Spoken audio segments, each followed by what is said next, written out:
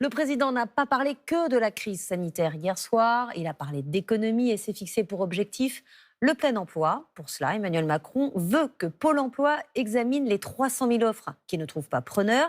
Et puis les chômeurs qui ne démontreraient pas une recherche active d'emploi verraient leur allocation suspendue. Une sanction qui existe déjà. Anne Sylvain, Alain Location. Coup de pression sur les chômeurs. Le gouvernement veut renforcer les contrôles, 25% en plus dans les 6 prochains mois.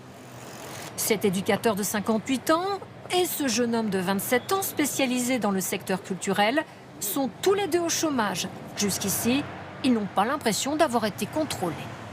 Contrôle comment? On vous a jamais appelé pour vérifier, pour... Non. En fait, j'ai un contact avec une conseillère Pôle emploi avec qui j'échange des mails assez fréquemment. Et voilà, donc j'ai un contrôle malgré tout, mais c'est pas vraiment un contrôle puisque c'est une aide en fait.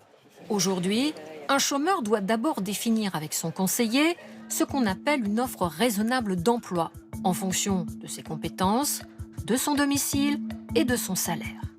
Après 2 refus, il s'expose à une radiation d'1 mois minimum. Un premier contrôle se fait par le conseiller. Si besoin, un deuxième contrôle est effectué par un agent spécialisé. Ils sont 600 à Pôle emploi. Leur rôle, vérifier que le chômeur répond à des offres ou se rend à des entretiens. Par exemple, si on a des personnes qui recherchent sur des métiers dits en tension et qui sont inscrits depuis un certain nombre de temps sans retrouver d'emploi, on peut se dire qu'il y a un souci.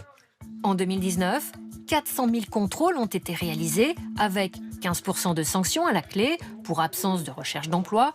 Moins de 1% des radiations sont dues au refus d'offres de travail.